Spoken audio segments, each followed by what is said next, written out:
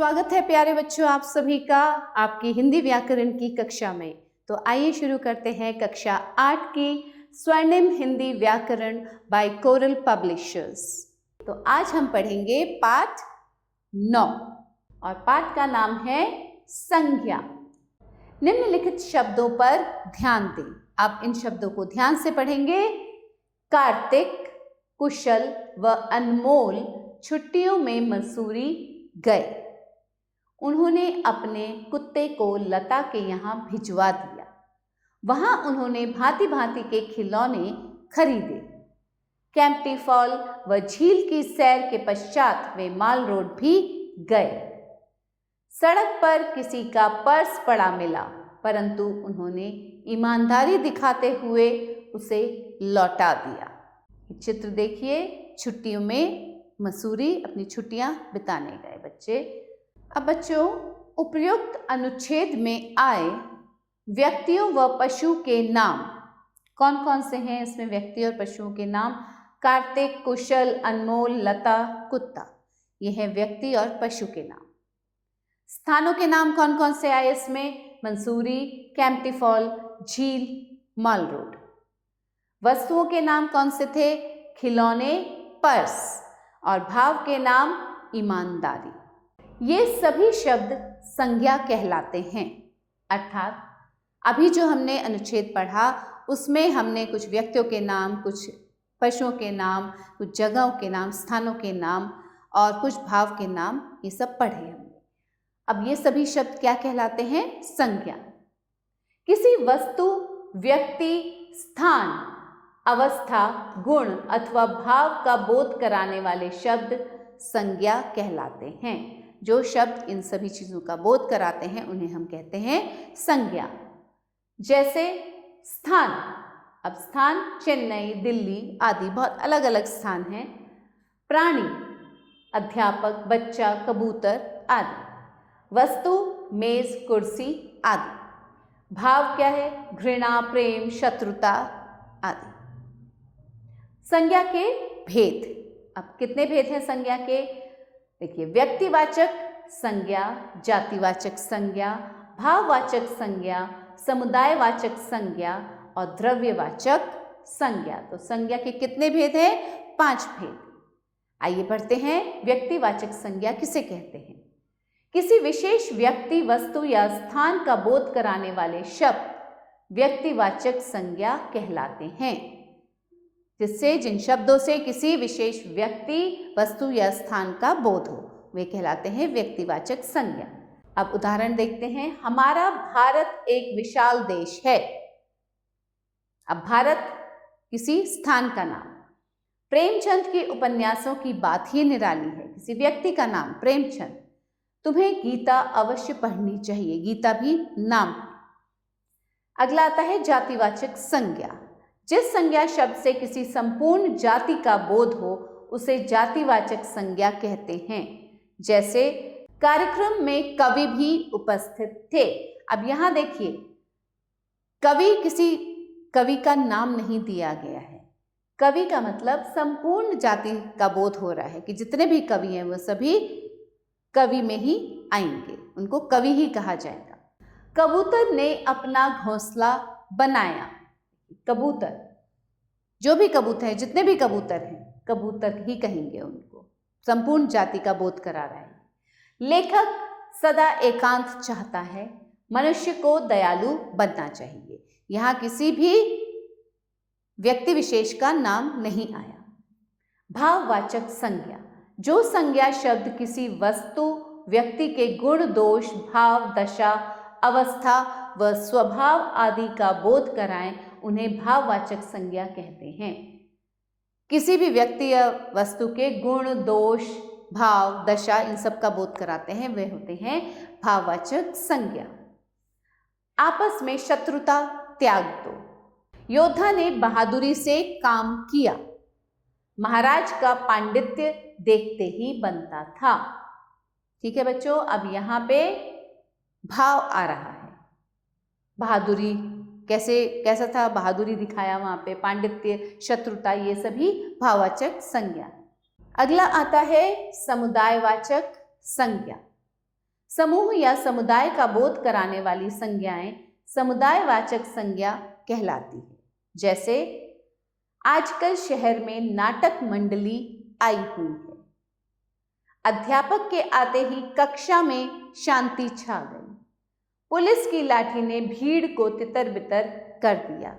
अब देखिए, नाटक मंडली एक समूह का बोध करा रही है, किसी समुदाय का बोध करा रही है। कक्षा में बहुत सारे बच्चे हैं, तो किसी कक्षा का नाम नहीं है। कक्षा का मतलब वहां पे छात्र छात्राएं हैं। और भीड़ भी एक समूह का बोध कराती है। द्रव्यवाचक संज्ञा किसी द्रव्य, धातु या पदार्थ का बोध कराने वाले शब्द द्रव्यवाचक संज्ञा कहलाते हैं। जैसे तांबे के आभूषण भी सुंदर लगते हैं। सोने के आभूषण विपत्ति में काम आते हैं। कई व्यक्ति लोहे की अंगूठी भी पहनते हैं। ये सभी द्रव्य हैं, धातु हैं। तांबा, सोना, लोहा। आइए अब पढ़ते हैं बच्चों भाववाचक संज्ञाओं की रचना। भाववाचक संज्ञाएं मुख्यतः दो प्रकार की होती हैं। कुछ भाववाचक संज्ञाएं मूल रूप में होती हैं, जैसे प्रेम, दया, क्षमा आदि। यह है भाववाचक संज्ञाओं का मूल रूप। कुछ भाववाचक संज्ञाएं अन्य शब्दों से बनाई जाती हैं और कुछ होते हैं जो कि अन्य शब्दों से बनते हैं। आइए देखते हैं कौन कौन से हैं वो। जातिवाचक संज्ञाओं से। अब जातिवाचक संज्ञाओं से जो भाववाचक संज्ञाएं बनती हैं वो कौन से हैं?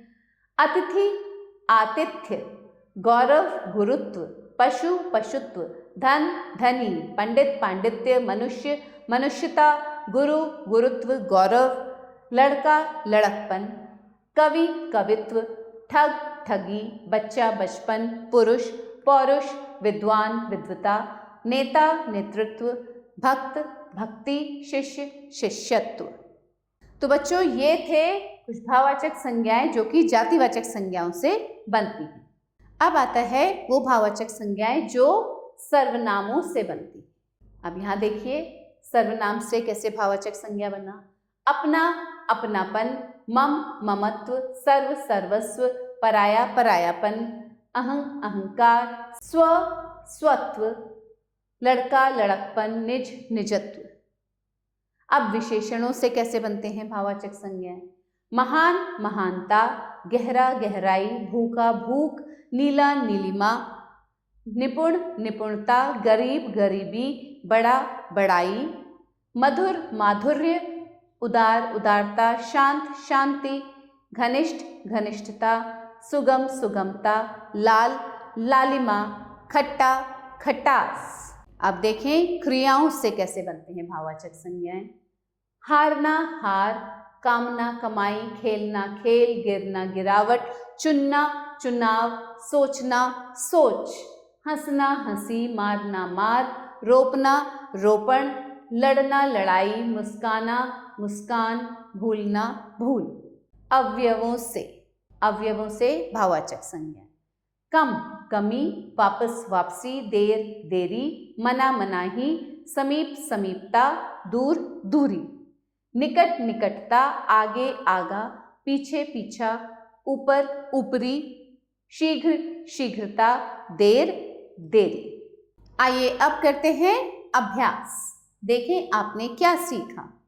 संज्ञा किसे कहते हैं, इसके कितने भेद हैं, उदाहरण लिखिए। तो अभी आपने पढ़ा संज्ञा की परिभाषा, संज्ञा किसे कहते हैं, इसके भेद भी पढ़े हैं, तो इसे आप स्वयं करिएगा।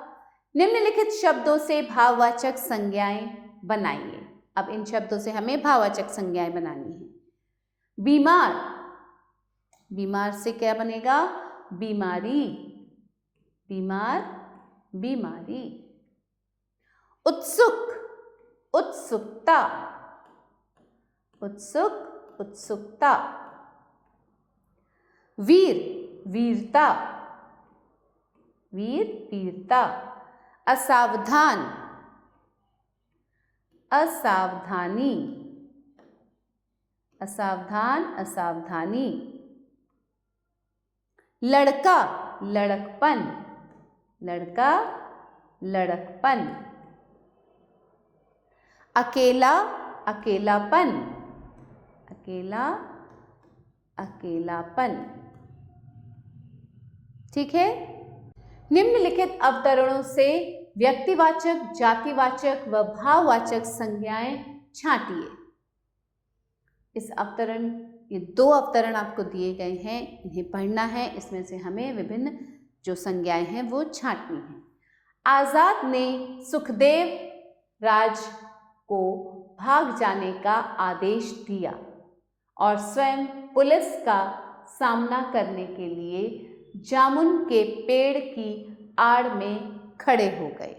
अब देखिए, आजाद, सुखदेव राज, ये नाम है, ये व्यक्तिवाचक संज्ञा है, ठीक है। अब पुलिस जो है वो जातिवाचक संज्ञा है, क्योंकि एक समूह को दर्शाती है पुलिस। जामुन फिर से क्या है, नाम है, किसी फल का नाम है, तो व्यक्तिवाचक संज्ञा है ये।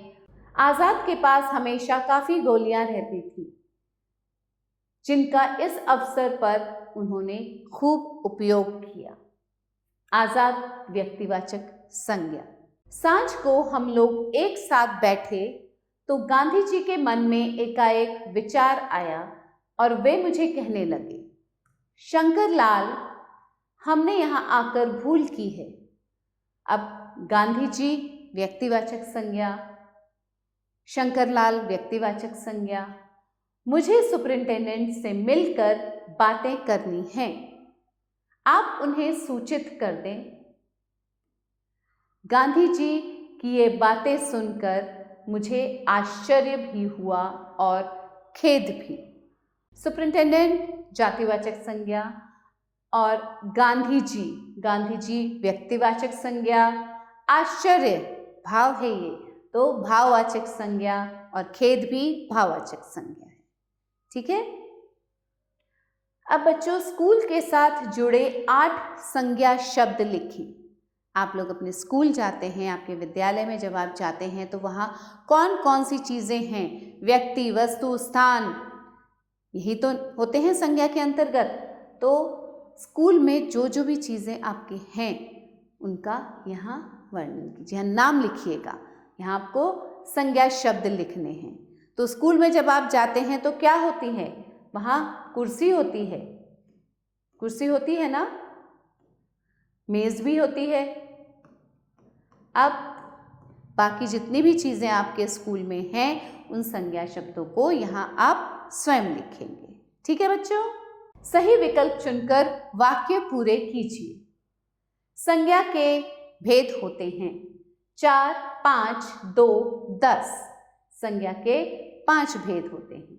शब्द भाववाचक संज्ञा का उदाहरण है। इनमें से कौन सा शब्द भाववाचक संज्ञा का उदाहरण है? लेखक, लोहा, लालच, ताजमहल। लालच भाववाचक संज्ञा। शब्द व्यक्तिवाचक संज्ञा का उदाहरण है भारत, लोग, मनुष्य, कबूतर। भारत व्यक्तिवाचक संज्ञा है। धन शब्द का भाववाचक संज्ञा है। अब इन शब्दों में से कौन सा धन शब्द का भाववाचक संज्ञा है? धनुर्धर, दौलत, आभूषण, धनी। धनी। गिरना शब्द का भाववाचक संज्ञा है गिरता, गिर गया, गिरावट, गिरा हुआ। तो गिरावट जो है वो है गिरना का भाववाचक संज्ञा। अब हम करेंगे रिक्त स्थानों की पूर्ति। किसी विशेष व्यक्ति, वस्तु या स्थान का बोध कराने वाले शब्द संज्ञा कहलाते हैं। कौन सा संज्ञा होते हैं वो? वे होते हैं व्यक्तिवाचक संज्ञा। व्यक्तिवाचक संज्ञा। जो संज्ञा शब्द किसी वस्तु, व्यक्ति के गुण, दोष, भाव, दशा, अवस्था व स्वभाव आदि का बोध कराएं उन्हें संज्ञा कहते हैं। उन्हें कहते हैं भाववाचक संज्ञा। ठीक है बच्चों, भाववाचक संज्ञा।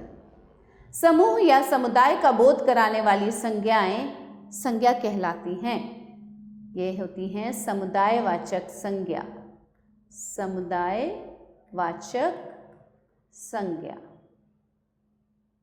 किसी द्रव्य, धातु या पदार्थ का बोध कराने वाले शब्द संज्ञा कहलाते हैं।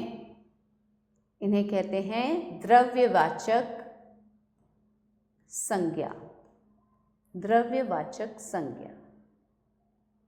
जिस संज्ञा शब्द से किसी संपूर्ण जाति का बोध हो उसे संज्ञा कहते हैं, उसे कहते हैं जातिवाचक संज्ञा, जातिवाचक संज्ञा। तो बच्चों, आशा करती हूँ आपको ये पाठ बहुत अच्छे से समझ आया होगा। एक बार फिर से इस पाठ का अध्ययन कीजिएगा और पढ़ते रहिए, खुश रहिए। आभार।